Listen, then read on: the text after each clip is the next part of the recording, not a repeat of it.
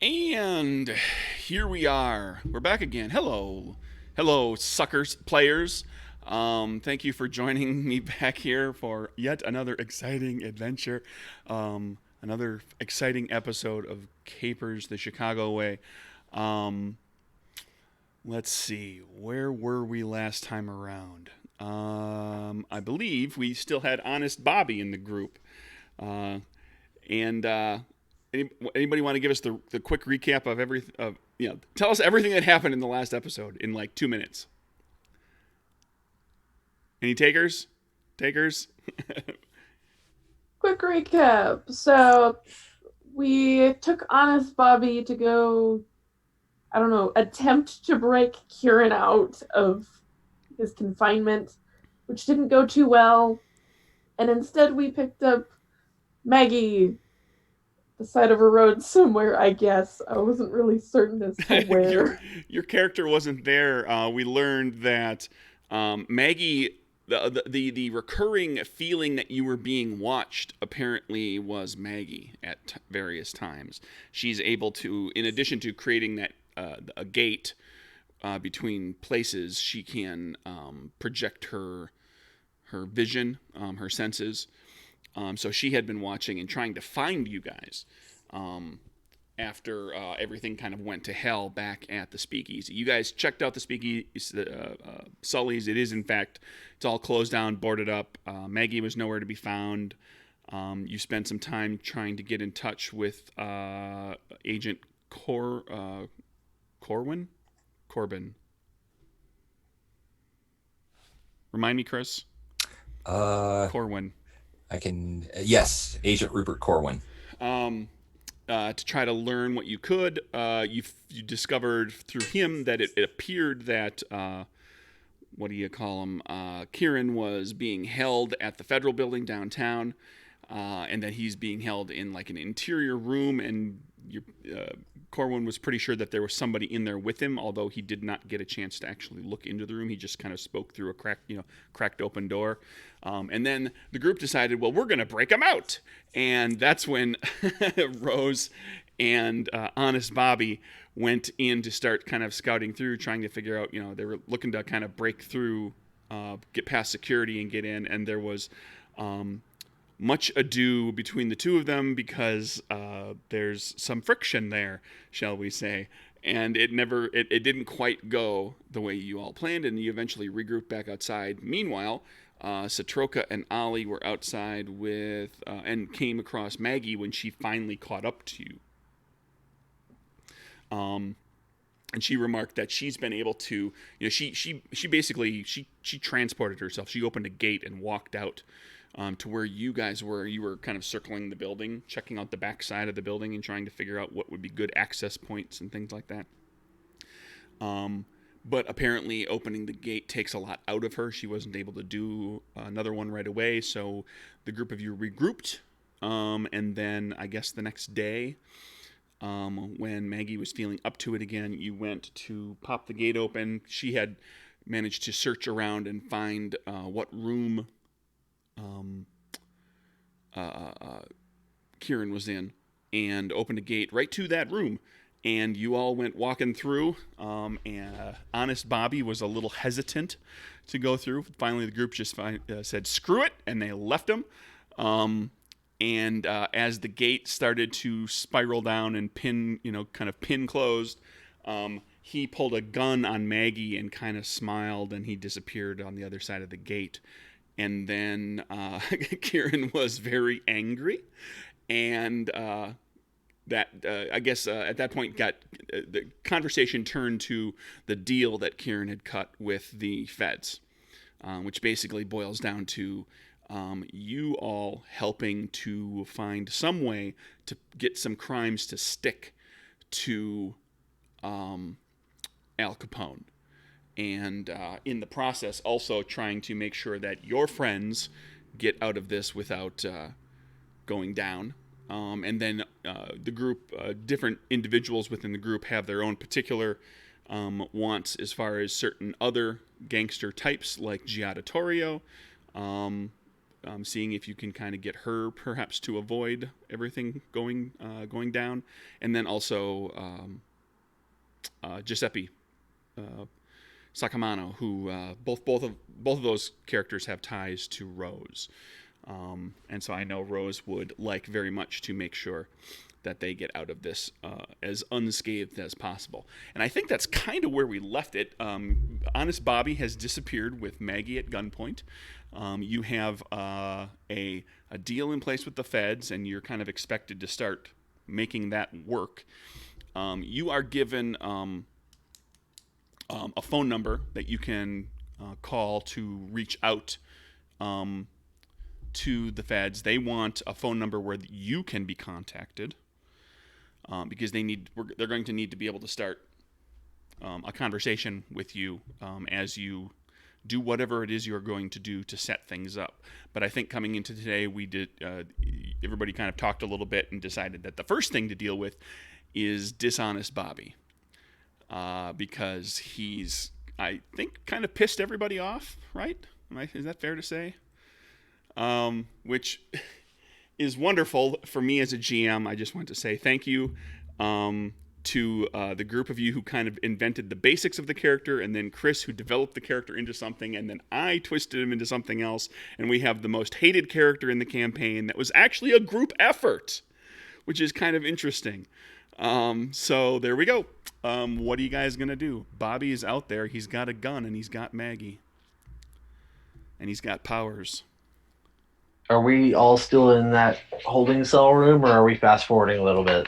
That's up to you. If you want to take it from the federal building, you can, or we can zoom cut, flash cut to, or smash cut. I guess that's the term. Smash cut to something somewhere. You just, I do need to know like where you're going to be staying, so that the feds do have some phone number, some way to reach out to you, because they're gonna kind of keep, it kind of goes without saying that they're going to keep some eye on you in some way. Do they need a group phone number, or is it per person? They want to know how they can contact the group of you. Well, the only one of us that actually has a place to live that wasn't Maggie's is Rose, so I guess we're all staying with Rose. You crashing on your couch? I'm gonna have to talk to a few people about that, but for now, yes, my phone can be used as a group device, I guess. I mean, is there just like a hotel that we can stay at? You can do that. That would probably be easier. You've done that before. Oh. There are a few. I like the house guest drama. Thomas, your poor roommate. Poor Thomas. He just wanted a nice person to be a friend to split the rent with, and all of a sudden he's got like 2 guys and another girl joining his apartment. Flipped gangsters. So what's the plan? I don't know. Okay. Yeah, that's fine. We can do that. Yeah. I'm not Staying at Rose's. Very good. So Rose's phone number is going to be the contact point. Okay. And I assume we're hunting Jimmy down? Jimmy. Yeah. Oh, yeah. We are hunting him down. I think we'd like to start finding out some information. Well, the first place I think we should check is the church where we kind of portaled out of, because that's where everything went down. That's the last place we saw him. So yeah, that's the only lead we really have. Yep. So let's go back there and talk to the priest. All Are right. you gonna be so surprised that suddenly we're back in his church after we were in the basement?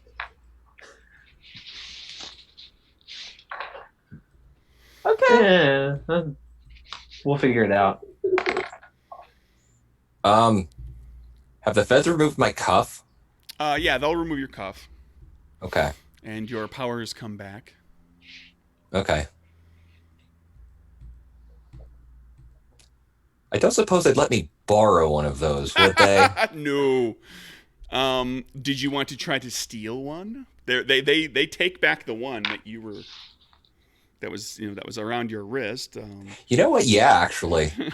I would like to try to steal one. Okay. Well, one of the federal agents comes when they're, basically processing paperwork and they're getting the phone number squared away and everything.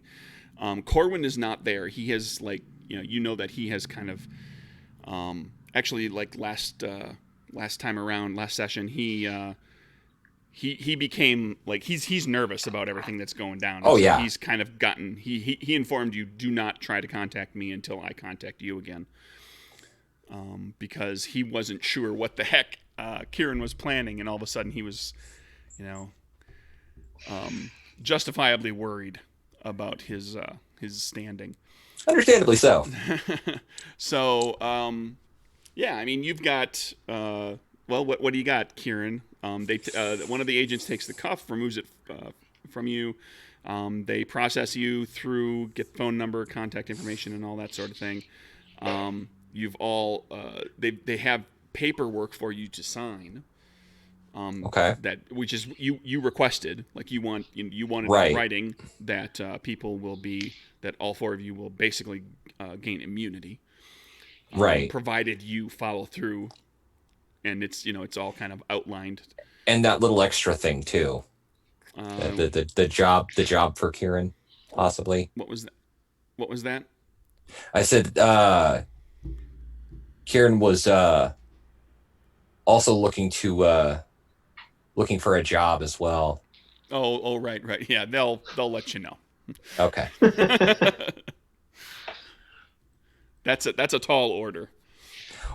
Well, Kieran's hoping that after this encounter, that this actually might help with that a little bit. That's a possibility. If he's able to bring in Bobby. Okay. Okay. So yeah, the one of the agents takes the cuff and leaves with it. Am I able to pick his pocket as he's walking away? You can try. Okay. Let's see. 9 of diamonds. 4 of hearts. That's gonna do it. 3 of spades. That's even better. Let's spend a moxie. 5 of spades. All right. Yeah, you fail. You go kind of fishing, and you are given a look by the agent that you tried to pickpocket, and another agent in the room who sees you trying to pull something fast and says, "Do we have to amend these contracts? Are you going to I be a don't problem? believe so. Are you going to be a problem? Absolutely not. Keep your hands to yourself." Fair enough. Yeah, I attempt to steal it as they're walking out. You can give it a shot, but it's going to be nigh unto impossible.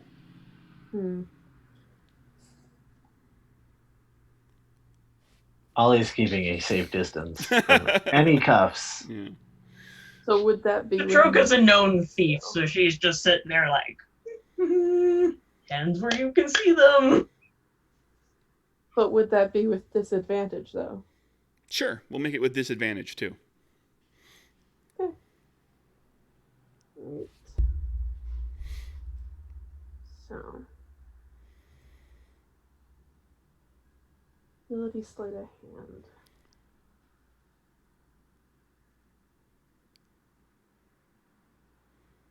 I'll stay. Well, son of a bitch, because that's exactly what you needed. That wasn't happening for anything less than an ace. I have one more card to draw too. Well, go ahead and draw it. Let's go with that one. No? All right. No, I think I'll stick here. So you deftly, while they're reprimanding Kieran, you manage to get kind of insinuate yourself in the discussion, and getting kind of difficult with pushy and rough with Kieran, and reprimanding him or whatever it takes to kind of get right up in there tight and close. And you manage to flip a frickin' ace. And yeah, you've got the cuff now. and you feel nothing strange, nothing odd, nothing weird. But you slip that out and pocket I that. think Rose has officially stolen more stuff than Satroka at this point.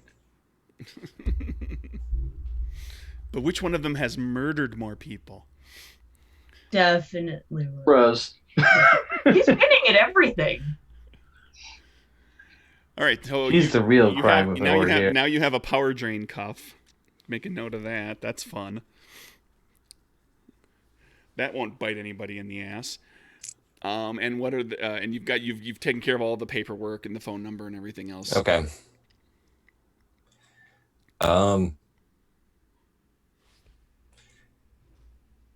So, first order of business. We need to find Bobby. Well, the last place we saw him was at the church we just left. Don't imagine he's gotten too far by now. Maybe the father can point us in the right direction. Let's hope. All right. So you're gonna head to the church. Yep, Batman transition. Well, I mean, Kieran just opens a portal. Voomp. Can it make the Batman sound? Like No. spin around? Oh. No. Aww. Okay. Yeah. This is. I mean, and you've killed like nearly an hour talking because this was like they had to get your compliance on everything. They had to talk and explain everything to all of the other people. Like Kieran, you were already kind of, just had to sign the thing, but they had to kind of go through the whole process with all of you. So this is surprisingly fast for government officials. Well, 1920s. It's not quite the bureaucracy that it is today. And all the paperwork is prepared. I mean, Kieran had planned this for days. So off you go through the portal into the church, and you smell smoke. Like fire smoke or Like- cigarette smoke like or like something. It's not cigarette smoke. It is something is on fire. Ollie's looking for the fire.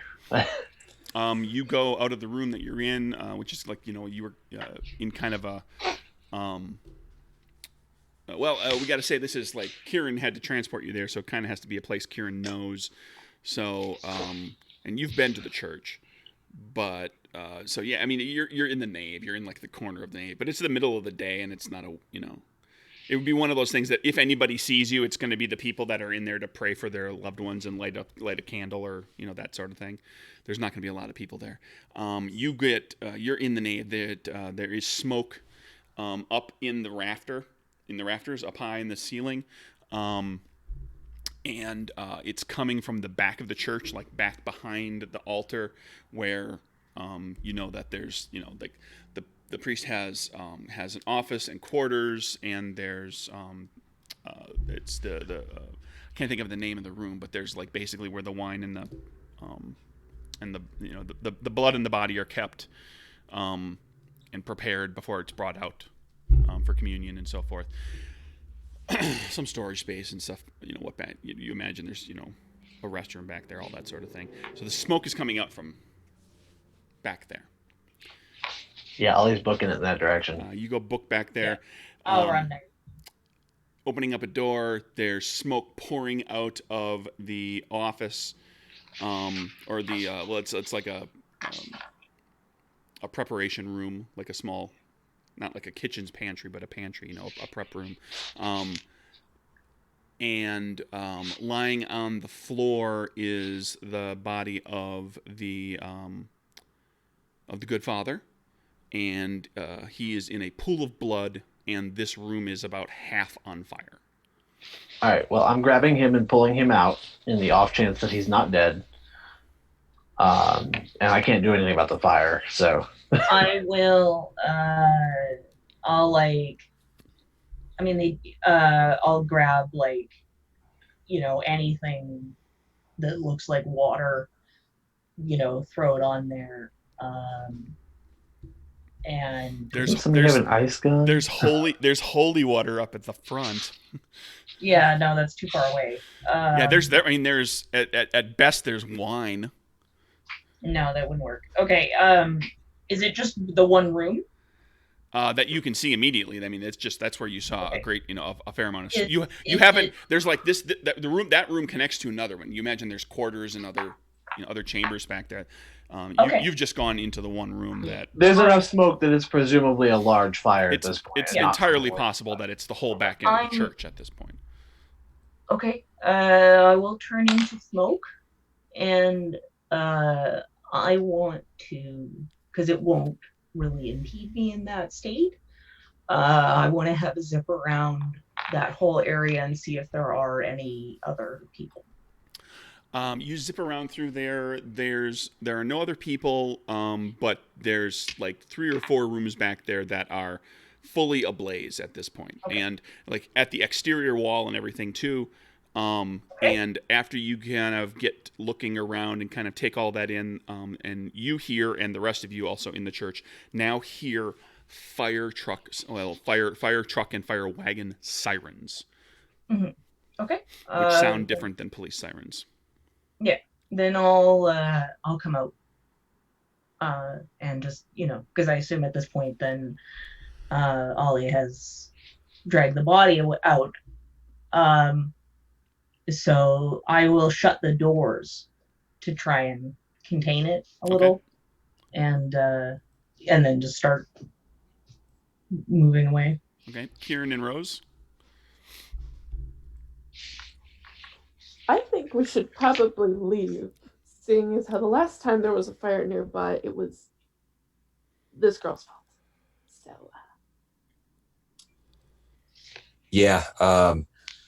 Once I see that Ollie's got the priest, I reach out to everyone's mind, and you guys hear in your heads, in Kieran's voice, "Okay, everyone, I think it's time to get out of here." Somebody Yeah. boosted up their telepathy. Yep, sure did. That's new. I'm going to be kind of weirded out by the voice in my head that is Not not God. God this time. And B, just kind of blowing it off and checking on the father to see if I can find a pulse. If I don't find one, starting the best I would know of CPR. In that it has not been invented yet. He's Well, he's banging dead. on his chest. Okay, he's dead. Oh, Okay. yeah. Well then, Like it would take an act of God for him to come back. He's completely All right. unresponsive. He's not breathing. okay. Well, then I'm gonna pick him up and throw him over my shoulder, and we'll get going. Okay. Out the church you run, out the cathedral, to the street, and there are, gawkers and gathers walking, hanging around, looking. There's probably a good 30, 35 people that are getting a very good look at all of you as you come running out of the church. And thought we were teleporting. Are we teleporting out? That didn't sound like what Ollie was doing. You're muted, Chris. Sorry. I mean, I think Ollie just went out the front door. Yeah, Ollie walked out the front door. Well, I mean, Okay. I'm carrying a dead body, so it's gonna take me a minute to get out the front door. So if you want to stop me, it's presumably possible. How much time do we have? 'Cause I don't know. I can't. How lucky do you feel? It takes about Remember the last time it was all about timing Yeah. of getting the portal open? because it takes about 10 Right. minutes for me to open a portal. Oh, 1 minute. I'm sorry, 1 minute. 10 rounds. Is there a side door? Yeah, I mean, there are multiple ways out of the church. Okay, I'll just redirect Ollie to a side door. In the Okay. hopes that we don't go out into a crowd. You go out the side door, and there are a few people who see you exiting the church. You can kind of see out to the street. There's a lot of people standing gawking. They're talking to each other, pointing, looking very excitable. You hear the sirens as fire trucks and fire wagons Chicago is not completely on a truck system. There are actually wagons being drawn by horses as well that come pulling up, and firefighters start going to business, going to town, going to work. And what are you guys up to? Ollie, you should give tell them take him to hospital, and then we can leave. I think it's a little too late for a hospital at this point. It doesn't matter. Tell them. Give them priest, and we go. We need to go. We can't be here. We've done nothing wrong here. We can't be here. You're a wanted criminal. Aren't we all? You specifically, more than anybody else here. And we've just been over that with the feds. The feds, yes. The local cops, no. Fine, we'll get out of here. Thank you. But I'm not leaving him behind. What are you going to do for him? He's dead. Please do. Well, I mean, yes, I'd leave him behind, but I mean, he needs a proper burial. And he'll get one. Exactly. I'm gesturing to like some of the gawkers, and like tell Fine. them. He's a priest. They'll find him. They'll bury him. We need to get moving. Okay. Ollie turns to the father and says a quick little prayer, and heads off. Okay. If it makes you feel better, we'll buy him the nicest headstone in the cemetery. Jeez. Exactly the opposite of what a priest would want. I think Actually, church, that's not entirely true. But anyway, go ahead. Depends on the priest. Yeah. Depends on the diocese. There are some that are more ostentatious. Satroka, continue, please. Sorry. Yeah. So yeah, I'll when he puts the priest down, I'll gesture to some of the people, the gawkers, and say, bring him to hospital, quick, come help, and I just try and get them to take him. Okay. Well, and you hand off the priest, and where are you going? What are you doing? I think go back to the apartment. I mean, well, we can't find anything here because It's on fire. It's gone. So we need to just kind of maybe just go a few blocks away and stop to recoup. Where do we go now? Where would Bobby go? I don't know. Why don't we talk to his coworkers who worked with him at the car place? Car place. He Who was did you guys selling pick cars. up? That's a bit of a way away. He was selling cars. I don't know what it was called, okay? Kieran, Yeah. Maggie seemed to have some sort of sixth sense when it came to you. She kind of was able to tell where you were at using her abilities. I don't suppose you have something similar, do you? I do. Well, can you home in on Maggie then? And I can try. if we can find her, then maybe we can find old Jimmy. I'll need a place to sit down. I'm assuming he hasn't gotten too far in an hour. Let's hope. I can try and find her. Kieran will go ahead and try to use his dimensional manipulation power to use his astral projection. Okay. Where are you going to look? I'm going to look. Couldn't have gotten that far. Well, I mean, it is Chicago. There's a lot of places he could hide. But what would I think would be the most? Even dragging Maggie around, if he had a gun on her and could keep her moving, he could get her. He could move her 2 miles easy in an hour. Okay. On foot, just on foot. Can I zoom up kind of high and then just start to sort of move around and concentric circles, see if I can sort of see them or find them. Yeah, I mean, you could just you could just start scouring the area, and you will Okay. potentially find them if they are out in the open in the place that you were looking Yeah. in the city of Chicago. Well, you can move pretty fast in that form. Yes, but where would he go? Maybe he go to a cafe to sit for a minute. Maybe he finds a hotel. Maybe he not go to police. He not know any. Maybe he go somewhere. He think he find the gangster. Where's the nearest place where Capone's gang operate? Because ultimately, They're that's where he's everywhere. going to go. Well, if he knows where those places are, you don't know how much he knows about Capone. I mean, people know No. Capone's name. They kind of news See. stories and so forth. But would he know like what's the nearest place that Capone has No, but influence with? where's a place that Capone has in the media hung out?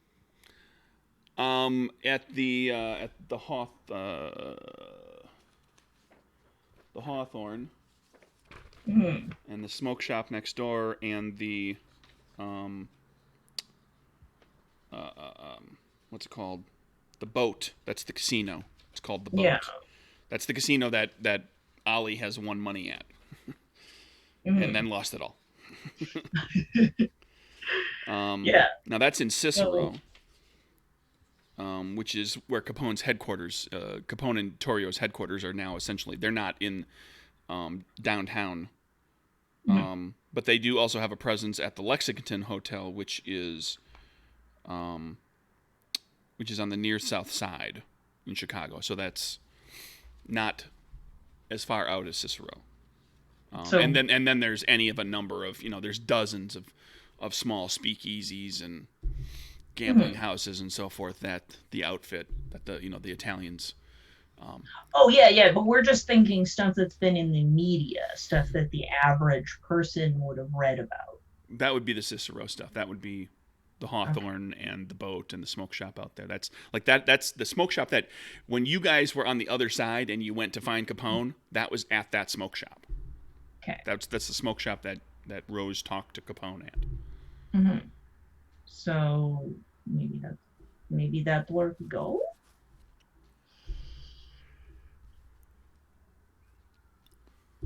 If you're not the person who know about Capone and you want to meet Capone, you go to a place where you think he will be, right? The part where Yeah. I'm kind of fuzzy is what does Maggie have to do with Capone?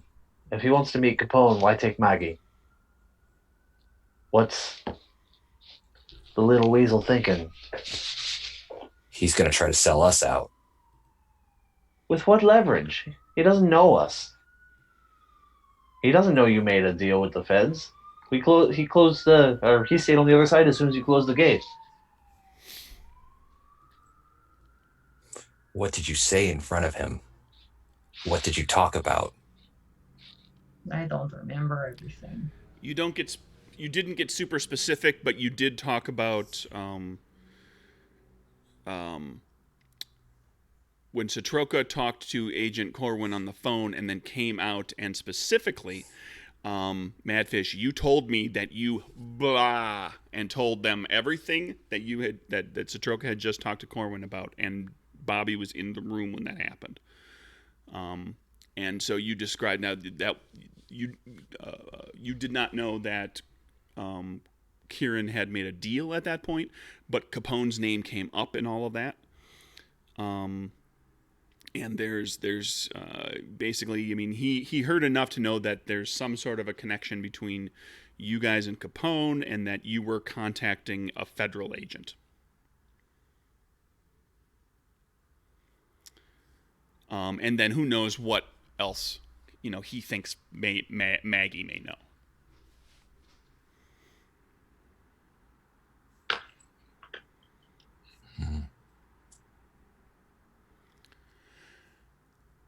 Now that said, he doesn't know.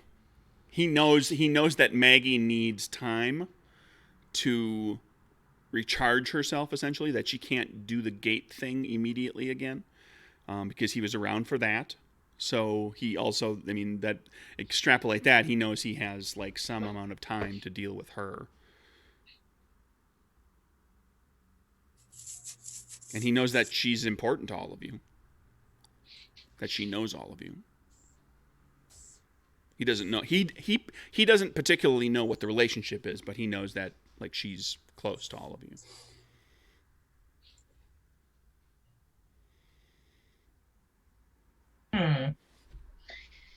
Can I use something that I have to try and work out where he might be? You could, sure. Expertise, kind of an intelligence thing. I'm wondering what the skill is that would be the right one to go along with that. Insight, maybe? Yeah, that's actually not bad based on what you know about Bobby. Okay. Can I try and make the same check as well? Sure. I figure we're all just kind of in a group, like trying to Well, suss out. I imagine everybody's like you're like doing one of these. It's a montage of you guys talking to each other, suggesting ideas, and somebody shoots the idea down that doesn't make sense, and then you bounce around to different ideas. Oh. With like a jaunty jazz tune playing underneath it. Let's try one. Something with a great piano part. Yeah. Not a fail. Spades too. And Al Capone. Yeah, let's go with that. Wait, who's got the bad Joker loaded up over here? That's me. That was my next card. So yeah, you have no idea. I'm gonna go ahead and say Nope. I'm gonna mark a little something here. I'll find some way to make that fun.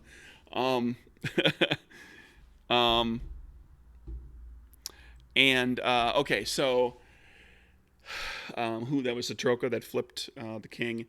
Yeah. With a boon. So yeah, I mean, if he's looking to go to Capone, the way he came into the group was like looking to find excitement in his life and to do something. When he found out that you guys were gangsters or involved in criminal activity, he found that really intriguing and exciting, and he kind of threw himself into that. He like completely impetuously is from what you can tell. And now that said, you don't know him long term, so you don't know how impetuous he's been in the past, but it was, a pretty snap decision on his part. And then next thing you know, these people, that he decided to latch onto are talking to the feds. And so he, decided like maybe he's going to get the hell out of that.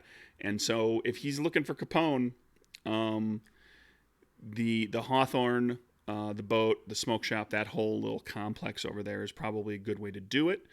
As far as getting there, Cicero is quite a ways away. It's been only about an hour or a little more now that once you're kind of hashing through this.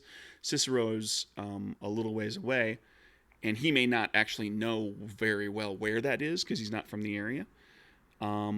But he also knows his way around cars, as he is a used car salesman. Despite the terrible judgment he used in some of the things that he said to Rose, you got the distinct impression when you were talking to him that he is a smooth talker type. And there are car lots everywhere in the 20s. I mean, there's just lots that are specifically owned by, or that sell cars from specific manufacturers. There are used lots. The automobile is it's an expensive piece of equipment, but it is something that the middle class person can afford. It's it's having a boom at this point in history. So I figure we should start looking at these car lots nearby. I'll suggest that's where you start looking. So, What are we waiting for? Ollie, where'd you park the car? Yeah, when you guys came over here. It's a mighty fine question. It's we're gonna say it's right out because I don't think we ever really talked about it. I imagine it's no place weird. It's probably right out in the midst of, and clearly visible by all of the crowd that's gathering around the firefighters as they attempt to douse this blaze at the church. Now, which car is this? Is this the one we got from Slick Jimmy, or is this my Duesenberg that I presumably left back at Maggie's stashed somewhere? When you guys came back into town, I kind of assumed you got the doozy. I thought we were still in the other car. Okay, We had either way, there's a car right over there, and then there's another car somewhere Okay. far away we because, take the car because right you over didn't there. bring it over here. It's at least a Yeah. half a mile away, maybe Okay. a mile. So the car that we drove here, we hop into, and Okay, so the crappy, or I don't remember what we had. What did we? I wasn't there that session, so I don't even know. Talbot 30 series. All right. Yeah, which is like a step and a half above a Model T. It's nothing. It's nothing terribly exciting, but it's a little bit nicer. It's got upholstery. That's a plus. Hey, I've already drifted a Model T somehow, so So okay, you go grab your car. As your everybody give me a perception sense check as you make your way through the crowd. Can I use perception? You can use perception sense. Do you not have the sense skill? Nope. I think Jack of Diamonds is pretty good. Stick with that. I got 7 of diamonds. Not good enough. All right, Yeah, ladies. parts.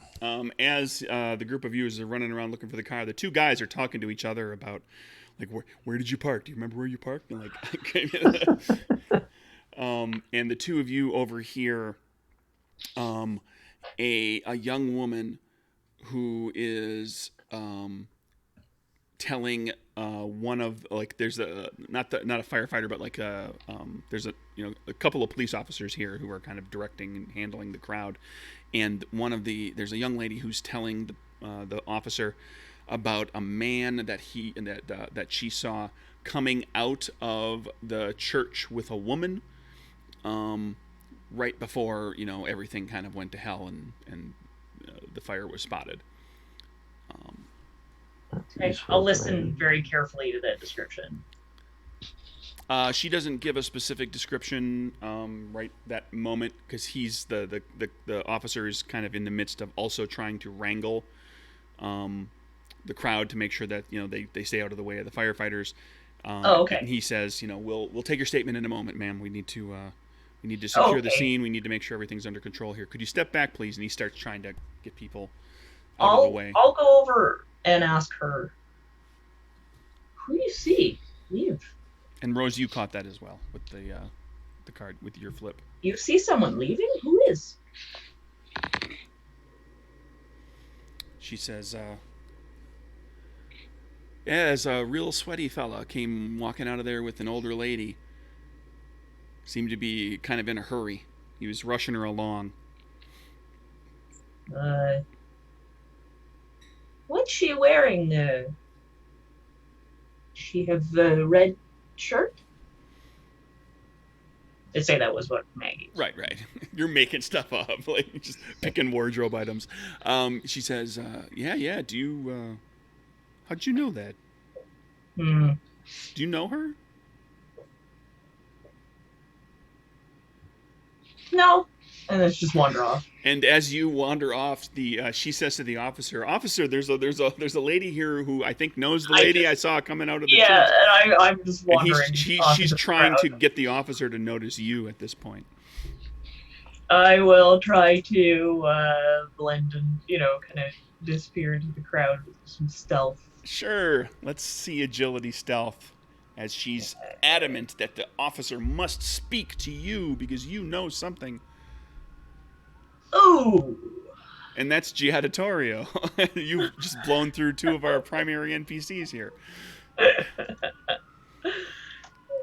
And you disappear into the crowd. I do that thing where you step away across the street and then the car passes and I'm gone. Oh, right. Yeah. Yeah, the creepy person watching you in the horror movie move, where they're just standing on the other side of the street and the bus goes by. Yeah. Just once, I would like to see a movie where that is getting set up, where the killer's over there standing there in their jumpsuit holding a knife or whatever. The creepy person standing there looking at you, and then they do the bus thing, and the bus goes by, and we get the camera back on the person's face as they're looking, and then it back to the bus, and the bus goes by, and then they're still standing there. I want that scene in a movie, but I have not had it. Or you see the person hanging onto the side of the bus because that's how they clearly that's how they got away. So then the person runs around the other side and sees the person or they're chasing after the bus, running alongside trying to get the door open. Yeah. So you slink into the crowd and disappear pretty adeptly. And the group of you are able to get to the car. Rose, are you up to something sneaky? You've been awful quiet. Or are you just rolling along with everybody?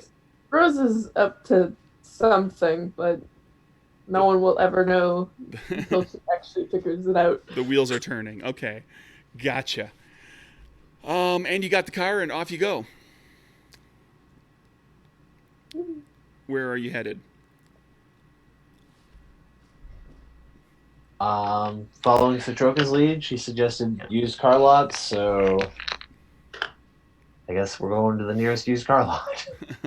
Well, that requires, this area you don't know particularly well. You've been to the church a number of times, but it's not the neighborhood that, the immediate neighborhood that where you live in. This is all kind of north of where you guys... I don't recall passing any car lots at any point in time. You recall one specific one, you kind of go pop by there, basically what we'll have here is, a montage of you checking a few different places and then coming across eventually somebody who very openly volunteers up that some guy came across here, kicked open the door to the office, went to the pegboard where the keys are kept, had a gun, asked, pulled a set of keys off the pegboard, asked where this car is, pointed the gun at him, and then went and got in that car and drove off. All right. So this kills some time as well. At least we know what the car looks like. What direction did he drive off in? That way, onto the road, onto the street, and then off he went. And so we get a car description and a direction, and about how long ago it was. Yeah. So it's going on 2 hours now. Since he stole the car. Yeah. Okay. That was not a lot to go on. The time that you were dealing with the feds, and then the time that you were over here and dealing with the place, and then going around and searching and talking to different used car lots. Is the direction that he was traveling the general direction of where we'd expect to find Capone stuff, that neighborhood? Well, that's gonna require. Getting to Cicero is gonna it heads away from the lake. The direction he went is away from the lake, but that can take you to half the country. That's but getting to Cicero, this is the age before the interstate system. So getting to Cicero is going to mean getting on a main road, like a county or state road, that's going to have intersections and stoplights all over the place, and getting out to Cicero takes a little while. Yeah, Ollie's not stopping. Ignoring traffic laws. Oh, nice. Speeding, going around people, weaving in and out of traffic. If it looks like I can clear an intersection without hitting anybody, I'm buzzing through it. All right, let's do this. Let's see 3 agility conveyances checks to I get cover 6 the cards to pull on that. drive out there. Okay. Are you doing anything with boosts or anything that you're gonna bleed your Um, card count down at all? I don't think so, because I don't think I have any boosts that will benefit my driving. Okay, just let me know. I'll just let you know when you crash, and then Okay. Well, like I said, I've got 6 cards to pull for this, and yes, I'm doing and checks. that's great. I love that. I love your confidence. Uh-huh. And I'm going to point out for the benefit of the viewers who may not know the system all that well that I designed the game for this kind of a situation because that bad joker is in there somewhere. And if you blow through 18 cards, you blow through a quarter of your deck. That's true. So I'll probably get 1 failure. And the bad joker you can't moxie out of too. No, the So bad joker, it's done. It's a botch and your turn is over. So we got to hope, right? Hope that you don't have to flip any more cards than necessary. Or not doing great so far. 5. All right, there's the first pull. I'm gonna stick there. Okay, so that's 1. All right. As you go tearing through an intersection as the lights change, and just miss getting clipped by a delivery truck. Mm-hmm. People are screaming and honking their horns at you. That's 2. As you peel around the side of a semi and cut it off dangerously close, causing it to slam on its brakes and start to jackknife, but it manages to kind of regain control, and then it has to stop because the driver is freaking out, and now you've got like this big, there's still lots of traffic in front of you, but you've got this big gap of no traffic behind you because everybody behind that truck piled up had behind the well, they're not truck. piled up, but they all had to stop, right? They all hit Yeah. their brakes or rolled off the road. Ollie, Okay. I swear if you destroy my car, I'm going to kill you. That's That's 3 true. It with is an your ace of car. spades. You bought it. Ace of spades. So I get a boon. Does that count for 2 successes? Well, that was the third check you had to make. So, Okay. tell me what happens with that ace of spades. What's your spectacular driving skill? I want to use that spade to perhaps catch wind of Bobby's car from the distance. Like, am I too far out for that? I guess he had a 2-hour head start, so Yeah, I mean the we're looking chances at of doing that- spades. We could say it's 2 boons, so we could say that you make exceedingly good time. So that Okay. will get you there.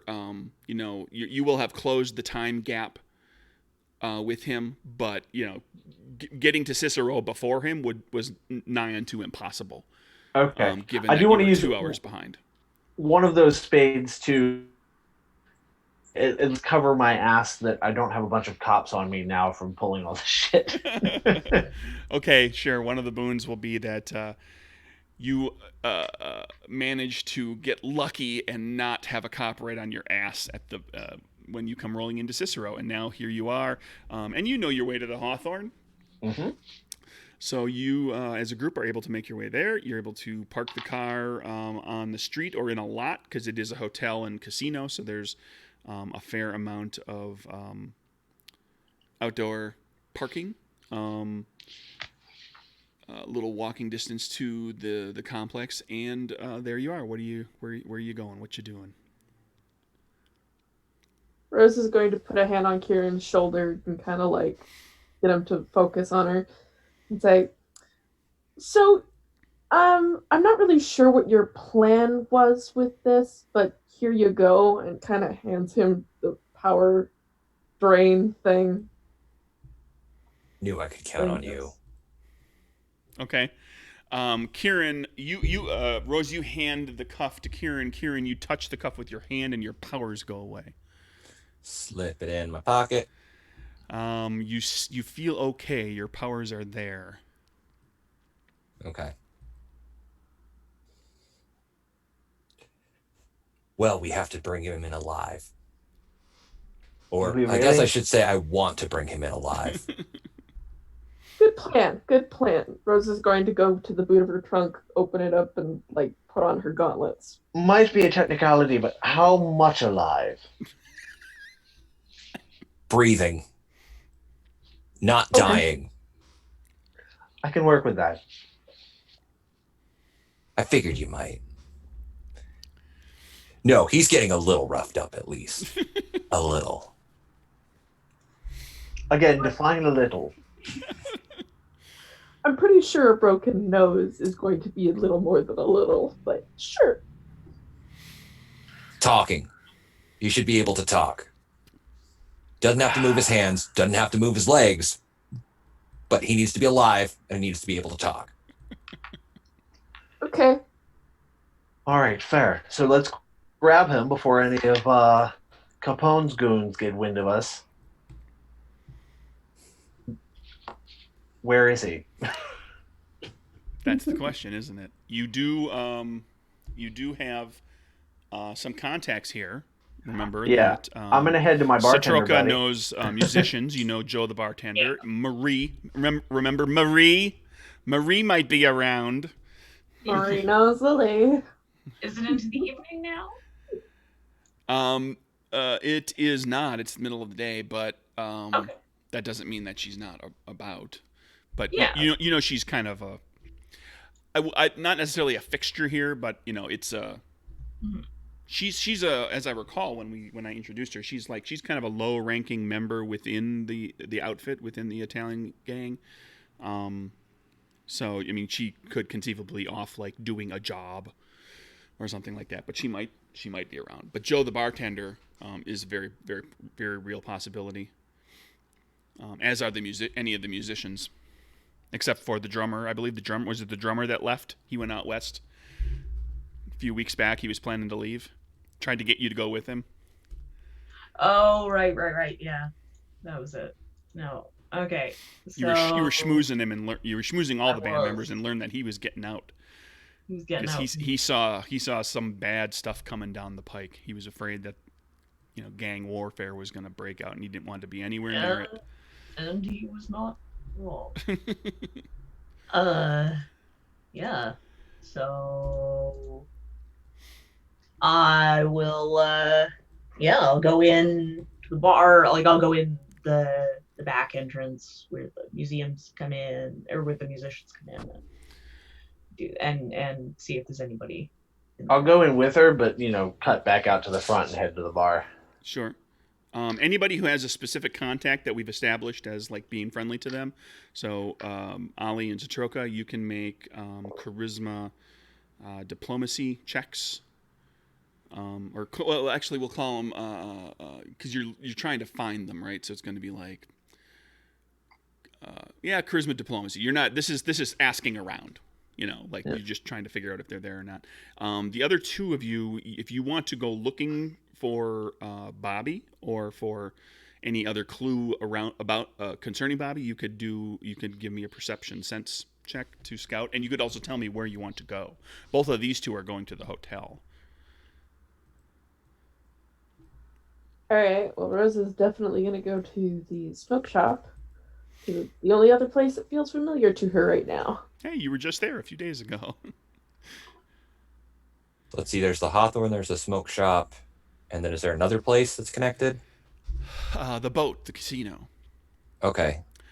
Kieran will probably check the casino. Yeah, and you are all now. Keep in mind too, when you were at the smoke shop, you were at the smoke shop, but it's actually in a different spot. It's like a block different, because as you recall, this was the hotel you went to that got you to the other side in the first place. And when you came out, you traveled, you had to walk a ways. The hotel was built in a different place, on a different block, on the other side. But you recognize kind of the basic decor of all the buildings. That's a lot of 9s and 10s. So what do I have to draw Perception for sense. searching perception sense? Okay. Ace of clubs. That's the best I can do. I love that card. Jack of clubs. That's good too. Yeah, I'll stick with it.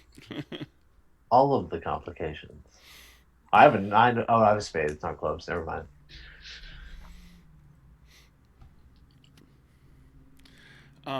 Okay. Let's see. What do we got? Rose got a 9. Nothing at the smoke shop. Ollie. Joe's not working, or at least nobody's seen him. Kieran, you're looking around at the boat at the casino, Mhm. and you are stopped by a big burly bouncer type Mm-hmm. who says, "You come in here to gamble? You need to get chips up front." Points you back at the at the cashier's window. Thanks. Kieran keeps on doing what he was doing. He just walks right into the casino. Yeah. Okay. Yeah, this guy grabs you and starts to haul your ass out. I go, hey. What's with all the grabbing? Come on now, buddy. We're friends, right? And I use hypnosis. Okay. What are you looking to specifically do? Um, Got boosts going on here. yeah. Because Let's hypnosis, see. the core ability of hypnosis is just to put him into a trance, basically. Yeah, we'll go with He'll just kind of sit there stupid amnesia and not act. we'll go amnesia and implant. Okay, so you're going to try to convince him to do something, and that's going to be I believe a charisma willpower check Yes. against his mind, but down 2 cards. Yep.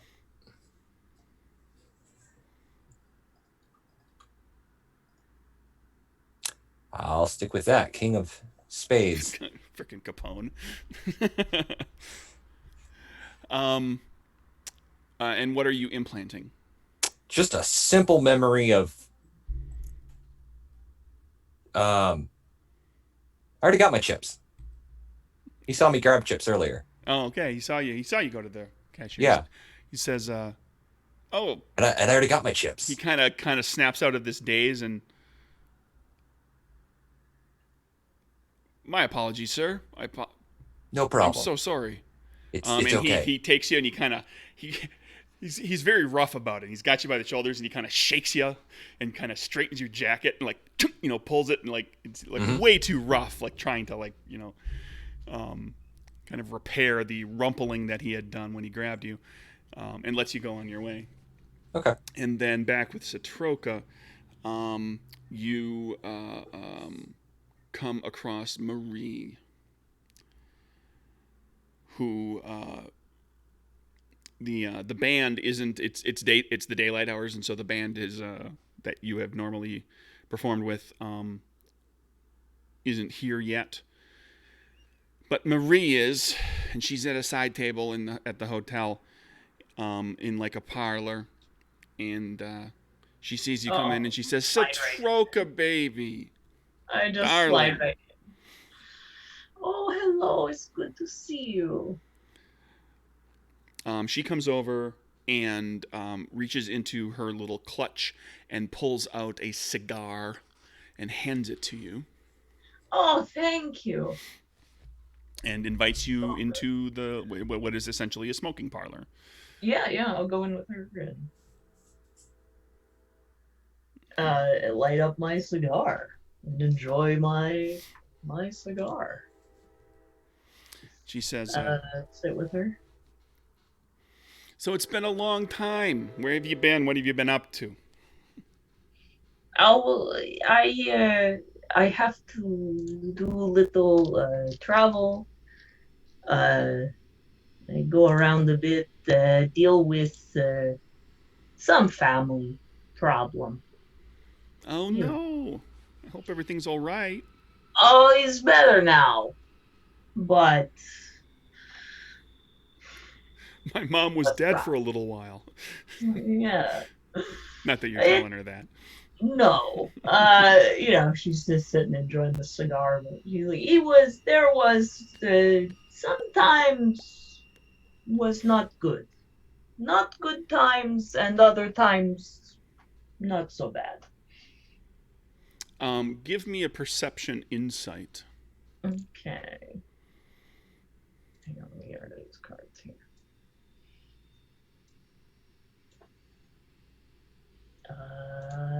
What is my perception in? 3. Okay. I think I think I'm gonna have to stay with that. I don't think I've got. I only have one more card, and I don't think I can do much better at this point. Actually, something I should have done from getting this far, everybody. Okay. I'll get Moxie out to people. So you do have the option, flipping a card, and All you've right. got Moxie. You can always No. Moxie Nope. back to it There if you need goes to. the Moxie. Right back. I Right already back. spent it. That's There we fair. go. Okay, back to the Jack. I knew that was gonna happen. She's questioning you, and she as things go along, she continues to kind of ask what you've been up to, and she keeps asking for like more and more information. And this is actually a little like she's normally very friendly, but she gets to the point where when she's in your relationship with her in the past has always been like she'll ask about you a bit, and then she'll start talking about herself and what she's been up to. Yeah. And she never does that here. She just keeps asking you for more information. She keeps asking you questions. And once or twice as you're talking, you see her kind of just very briefly look kind of up over your shoulder like she's waiting for someone or something. Okay. And you get the distinct impression that she is keeping you here. I will, take a nice big puff, and she'll look at her watch, and then, just, oh no, I'm sorry, I have to go. And she'll just grab her stuff and like pretend like she's suddenly forgotten something very important, and she's leaving. She has to go right now. Charisma deception. I am not going to be good. Meanwhile, Ollie, everybody else kind of comes up short on everything. You don't find anybody. Satroka or Kieran, you don't find anybody in the casino. Nobody at the smoke shop that you're looking for. Rose. So and this little conversation with her like actually took a little while. So everybody's able to kind of make their way back to the hotel if you didn't find anything there. And you get a 10. Okay. You tell your little story and you extricate yourself from Marie. Yeah. And what do you do? I will. Were we supposed to? I guess we sort of talked about meeting up later. At some point, I'm sure. Well, the hotel, the smoke shop is small. The casino is like a gigantic room where you can kind of look around and see a lot at one time. The hotel has a lot of little nooks and crannies. Okay. And so there's like the dance hall, and there's a restaurant, and there's a hidden saloon, and there's a couple of smoking parlors, and then there's all the hotel stuff. There's a lobby and stairwells and little corners around, where there's like storage rooms, and there's like a little elevator lobby at one point that kind of shoots off of everything where you can kind of be hidden. And then of course there's rooms. So like searching the casino and the smoke shop are actually relatively quick as long as you're not going back, behind in the business areas. Yeah. The hotel, on the other hand, is like really wide open. There's a lot of places that you could, and so the two of you have been, making your way through all these different rooms. Mm-hmm. Ollie and Satroka. Yeah, I want to try and find anybody that I know first, and yeah. Well, I mean, you get away from Marie and you kind of take a little wander around, and you find Ollie soon enough where he's just looking around dumbfounded, like he's looking for somebody and he's found nothing. Yeah, I think Ollie's next move, and I was going to mention this earlier, would be to go and check and see if he can find out if Bobby checked himself into the hotel, considering he doesn't really have a place in Chicago to stay. Sure. He's up in this way. Obviously, they're probably, if I ask for him by name, they're probably just not going to give me that information unless, like, I had some kind of attachment to him, right? Am I going to have to lie my way to convince them to tell me, or would I just ask? This day and age, you could probably easily enough ask for the name, and they could ring the person. Okay. They wouldn't necessarily tell you what room they're in, but there's also the question of whether or not Bobby used his real name. Because this is like, literally, you can just walk in and just sign Give any name. just sign a different name, and Yeah. everybody assumes that everybody's on the up and up. Like, Well, Ollie hadn't thought that far ahead. He's I just gonna understand. walk up and ask if he can talk to Bobby. I don't remember his last name. yeah, What was the last okay. name Well, you again? go up there and you ask for what name? Me as a player, I don't think I ever got his last name. Did the characters get it before? It's Bobby Bell. But Bobby Bell. Okay. you have established in previous sessions Yes, I that know. you never call him by the correct name. When I'm actually looking for him, I am going to call him by the correct name because I was doing it on purpose. And I'm trying to find him. So, yes, I'm going to ask for Bobby Bell. Not sure I buy that, but okay. What? The gag only works when he's in the room. It's not that Ollie didn't know his name. It's that he Okay. didn't like him very much. I'll let it slide. Okay. Yeah, because I kept correcting him.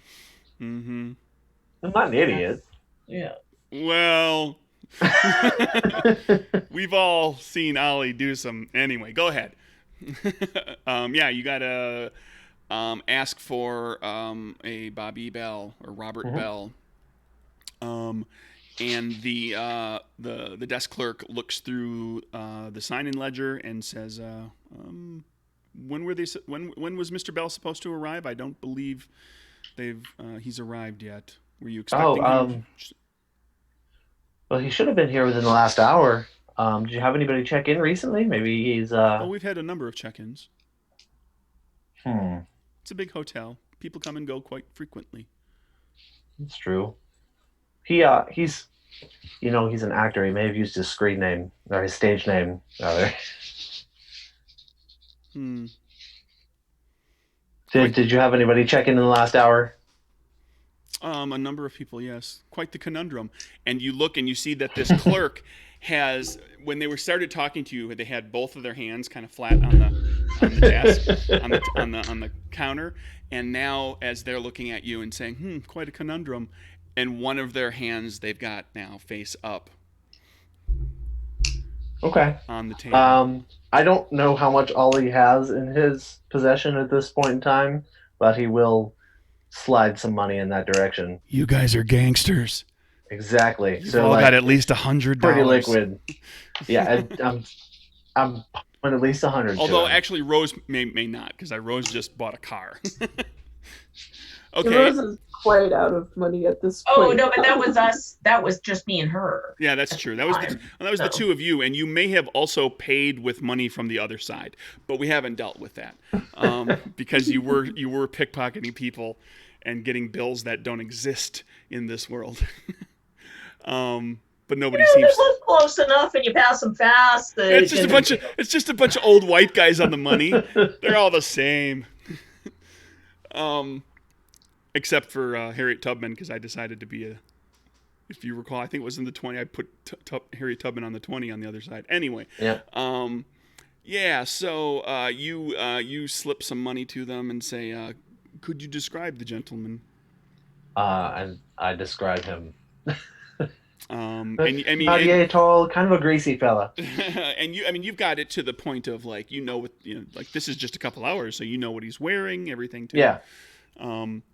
So you describe him pretty clearly, and the desk clerk says, "I spoke with the gentleman. He did not pay for a room yet. He inquired about one, and he also asked if Mr. Capone or any of his associates would be around, and I told him that they would be at some point this evening, I'm sure.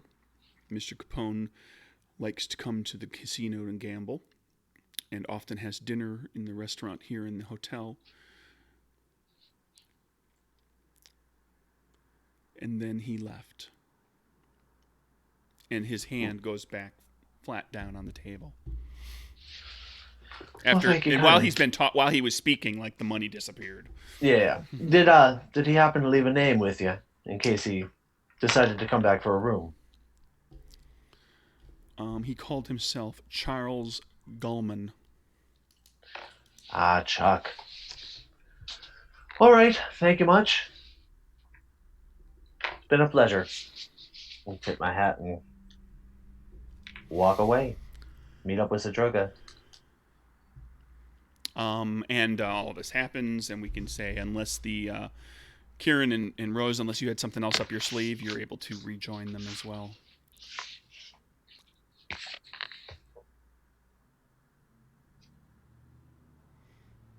Good.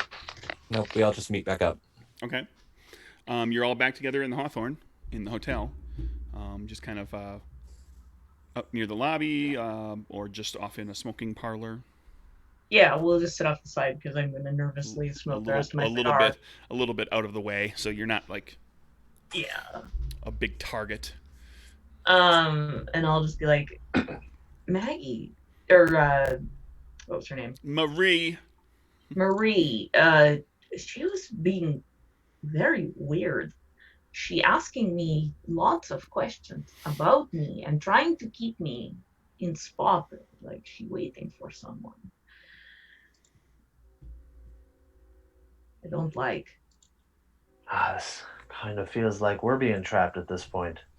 I was going to suggest we kind of lay low around here and wait for him to come back. I spoke to the clerk up at the desk, and it seems that he's itching to meet with Mr. Capone. He's already come by and inquired about a room under an alias, and asked when he could, where he could run into him. They told him, where he dines and gambles. So I imagine he'll come back later tonight. So our best bet would probably be to wait here for him, but something doesn't feel right about it now.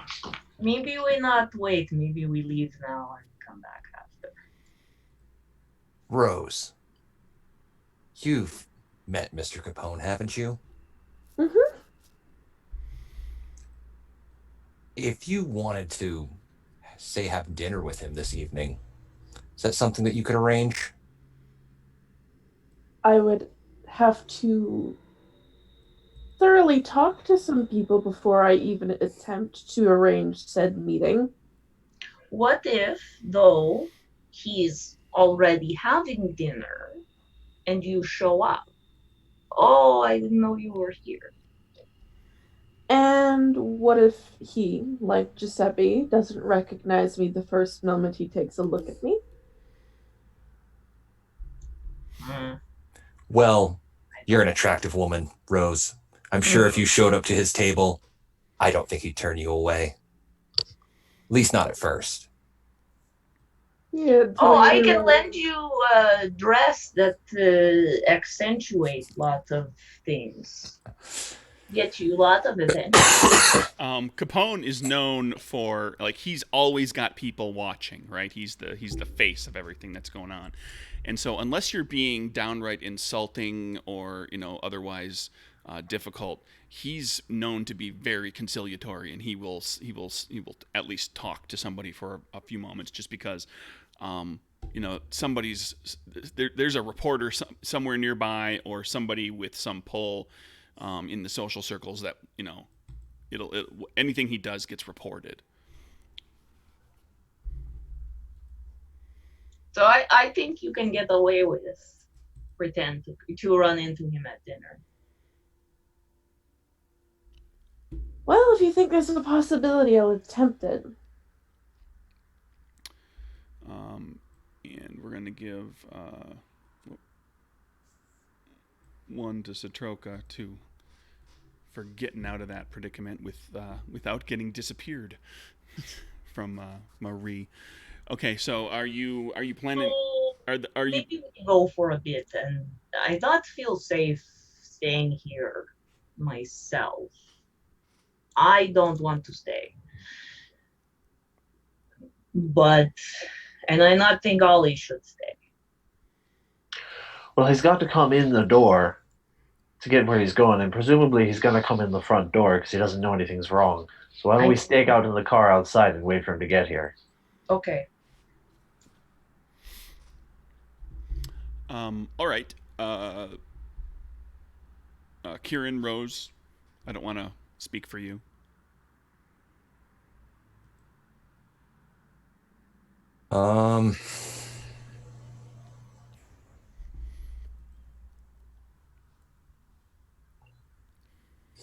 Yeah, I guess we can do that.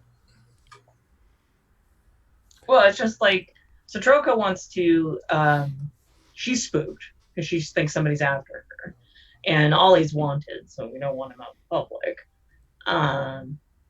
So the two of us can take out the car, but you guys can. Kieran, if you do care to join us on the stakeout, now that we know roughly where he's going to be, when he's going to be kind of in the area, would your special powers that we suggested earlier not help us maybe catch him before he gets a little bit closer to the building? They would. Might come in handy.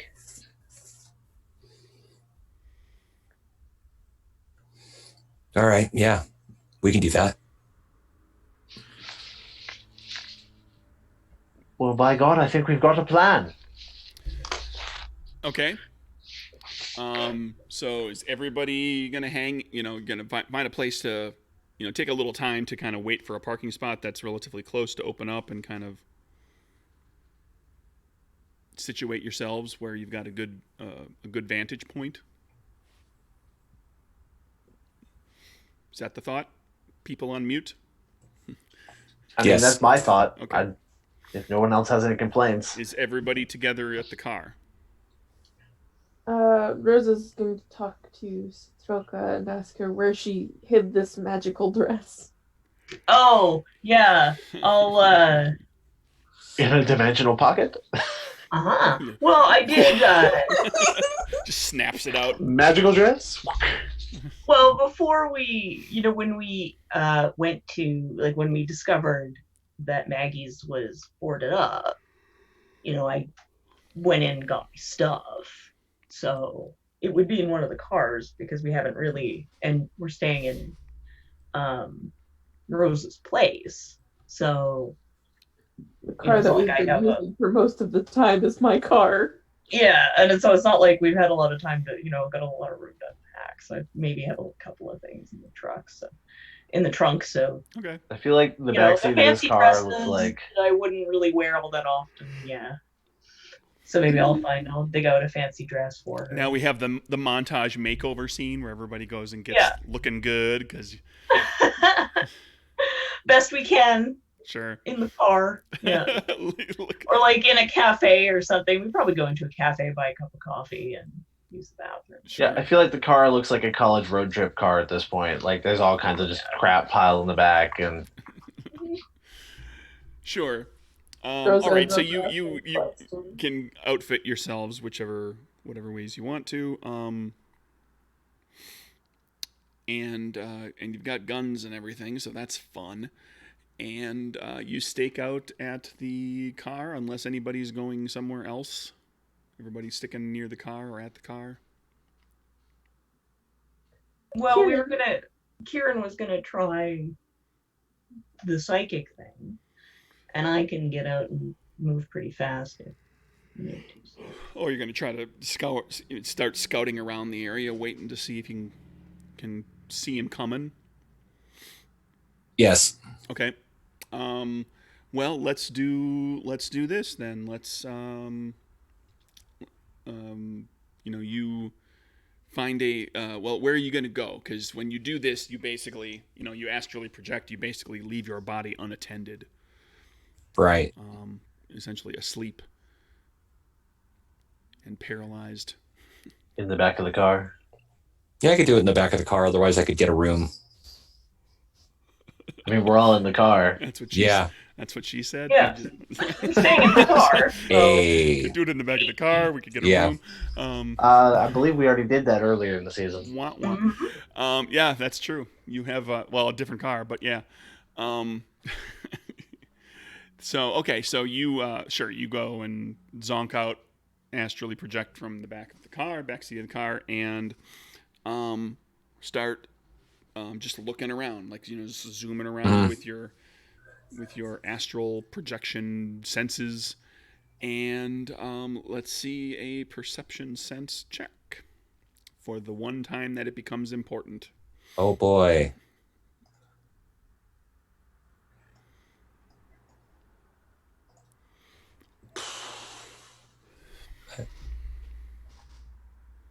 Let's see, what do I have?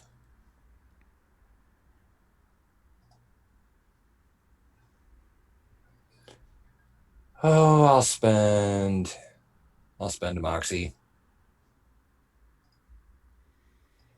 10 of spades. Okay. You are looking and looking and looking and looking and looking, and Ali, Satroka, and Rose, you see Bobby Bell. He has changed his clothes, and he is walking. He's got the classic he's got his arm around one arm around Maggie around her shoulders, and the other hand is in his jacket pocket, and it looks like there's something bulky in that pocket with his hand, and he's walking her along toward the hotel from about a block away. Kieran you missed this. He's currently still zonked out in the back seat. The three of you see Bobby approaching out on the street, and there's 50 people out here walking back and forth between hotels and cars and casino and everything else. Yeah, I'll start elbowing. Yeah, I'm getting out of the car. Yeah. I'm I think gonna- that, yeah. I'm just gonna up and shout, "Oi, Billy, where you going over there?" Rose is also going to get out of the car at this point. And I've got my hand on my pistol. I'm not like hauling a Tommy gun out in public, but I've got my hand on my pistol in my pocket. So it's in your pocket. Okay, Rose, Yeah. You're getting out. Rose is immediately going to prepare an action. Okay. The moment he attempts to turn or run, she is going to use her gauntlets and create a lovely little portal just behind him. He cannot pass through your portals. I know. Okay. Do you have a range, the range boost? Yes, I do. What boost do you have tied into the item? Because this is Trem gear, so it's always got one boost built into it. It's the range boost. The range, so you've always got 100-foot range. Okie dokie, cool. Yeah, so you're sitting there ready to cut off his escape, and Satroka. I'm trying to wake up. Like I've been, I'm shaking Kieran, trying to get him awake. Sure. So you do shake, shake, shake, shake, shake, shake, shake, slap, and Kieran feels that. Yeah, I pinch him, and Punch him in the dinghy. No, you just pinch him like in the shoulder or Sure. something, arm. A sharp pain, And, gotcha. Yeah, so just to wake him up, and then I will turn into smoke, and I'm gonna go under the car. I'm gonna slide out the opposite side of where they are, and then go under the car, Okay. so I can watch from under there. But he can't see me. Kieran, you awaken to nobody in the car with you. Except the smell of cigar smoke. Yeah, it smells like smoke in here. It smells like Okay. Satroka in here. I will telepathically reach out to all of them and be like, "Have you seen him?" Okay, and Is he here? we're gonna go into initiative. So everybody needs to give me a agility check. This is a reaction check again, so it's just one card agility, one card and add your agility score plus one additional if you have the sense skill. Kieran goes first. He does. I have a +6, so I have 9.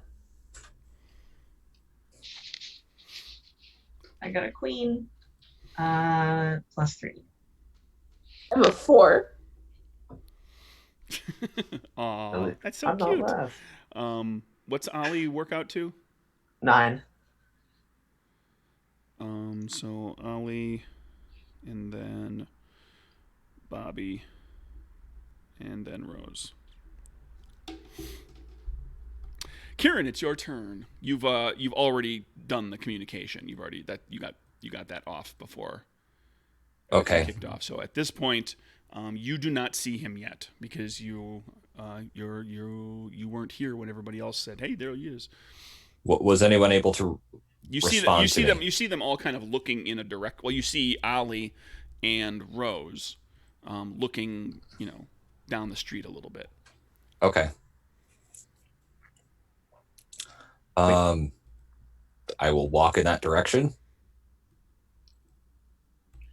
Did Bobby react when I shouted at him before the initiative?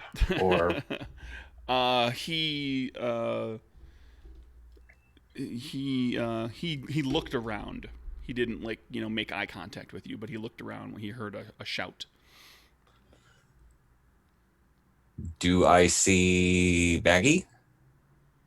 Yeah, that actually you pick out Maggie, and that hones you in, and you see Bobby, who has changed his clothes from the brief moment you saw him through the portal, and he's leading Maggie toward the. He's walking toward the Hawthorne, but he and then Ollie yells "Oi!" and he kind of starts looking around, and he slows his walk, and he's looking around. Can I try to reach out to him with telepathy? What's your range? I can use a range boost to get up to 100 feet. Sure, with the boost. Okay. I'm going to reach out to him telepathically, and I go, Bobby, if you know what's good for you, you're going to let Maggie go right now. And you're going to put a big smile on your face as we walk up.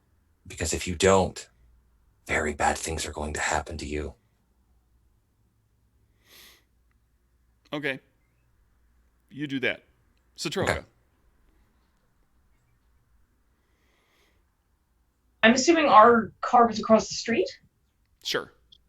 Okay, I'm going to stay low. I'm going to go across the street. And I'm going to stay low. I want to stay behind some parked cars and stuff. And I kind of want to get up. I want to sort of sneak around behind them. Okay, sure. You can spend basically your entire round, use your normal trait action as movement as well, and then and use your move and double time it. You can basically within reason get kind of anywhere you want to be around him. Yeah. So I want to get up. In a place where I can sort of.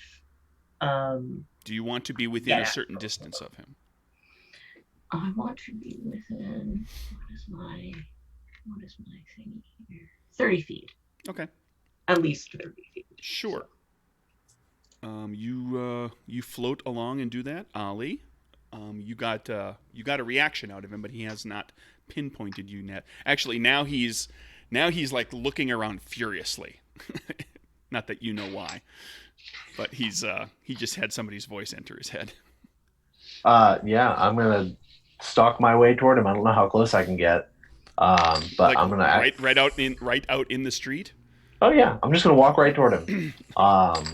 If you're walking and you do nothing but walk, you will get close. You'll close more than half the distance, and you'll be clearly visible.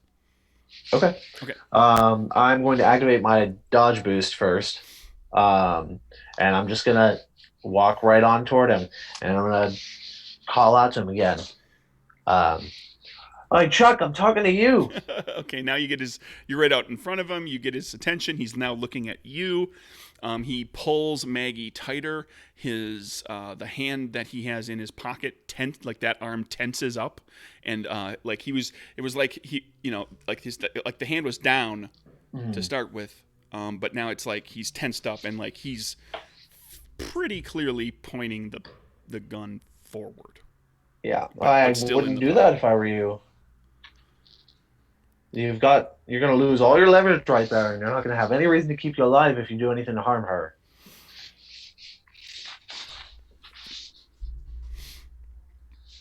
I'm assuming about as much as I can do on my turn, because I can't reach him, and I'm not gonna shoot at him while he's got Mackie in front of him. So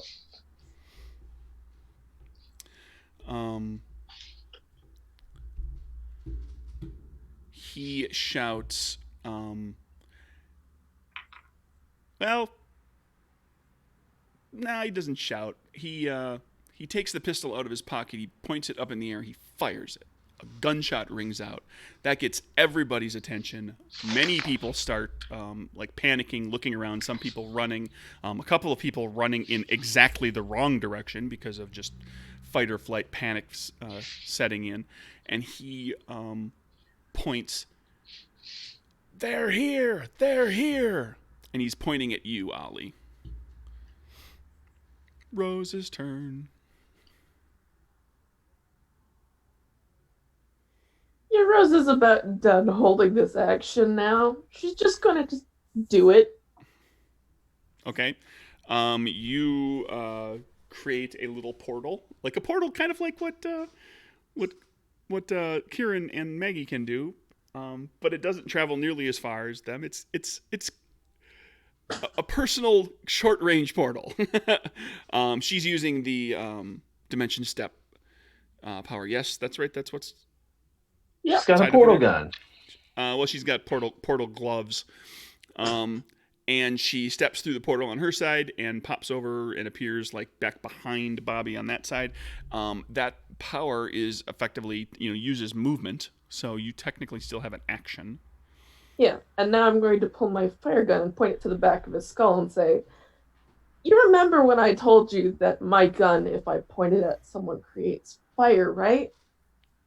Hopefully you'll let go of Maggie, otherwise you're gonna burn pretty badly."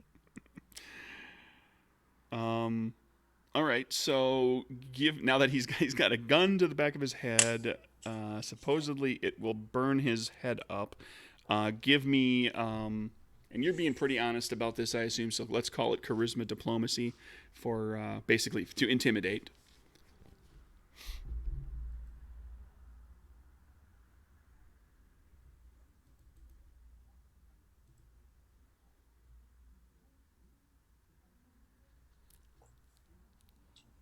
Nice. I only had to pull 2 of my 4 cards. You people in your aces tonight. All right. Yeah, he starts to shake. But it's not his turn to do anything right now. Kieran. Now you see all of this transpire.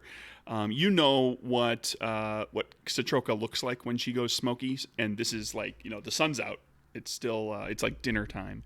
The sun's it's setting, but it's still bright out. And you see like the smoke go rolling across the floor, across the ground over there. You see Ollie walk right out there. You see Rose appear. That's new, where she comes out of a portal right behind him and points her gun at the back of his head. And it's your turn. How far away is Bobby from me? You didn't really move terribly far. You're within 100 feet, but we'll call it like 80, 90 I'll be right back. Okay.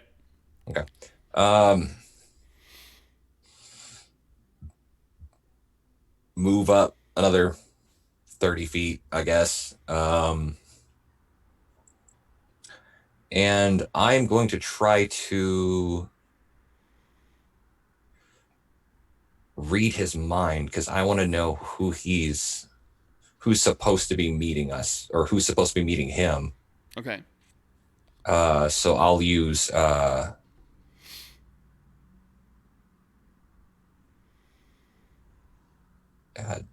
deep boost.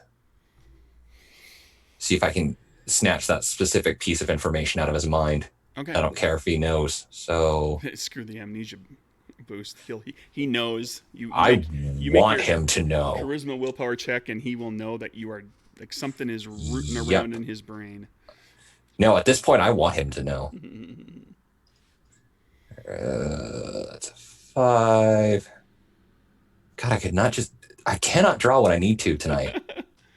Those cards are in there somewhere. Just keep flipping them. 10. It's charisma, willpower, but I'm down a card. Spend a moxie. Queen of clubs. Okay, with the queen, he who's he calling to? Like what's he trying to pull? Basically, is what you're trying to do. Yeah. What he is trying to pull is this. He's got nothing. He is bluffing. He was not expecting to suddenly have to deal with all four of you on the street. He is really full of himself. Thinks that he was like going to be able to do all this. He's got nothing. He's lying. Okay.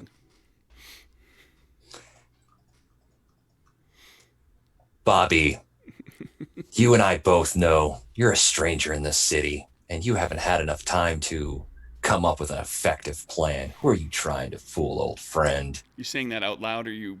Oh yeah, I'm saying that out loud. Okay, so you're shouting that because you're quite a ways away. Yeah. So yeah, because I want everybody else to hear. Sure. So everybody else hears your, all the players, all your characters here. Some of the people who are running around presumably here, but there's a lot of panicking because there was a gunshot, and it is Troka's turn. Okay, so what I'd like to do, because he's still got Maggie, right? He does. I kind of want to come up between them in my smoke form. Okay. And then reform into solid person form. Okay. While sort of pushing Maggie out of the way. Okay, so you become solid in the midst of them, and I'll give you a strength athletics check with advantage. Okay. For the surprise factor. Okay. Yeah. Nobody expects. Nobody expects the Russian imposition. I was gonna say that.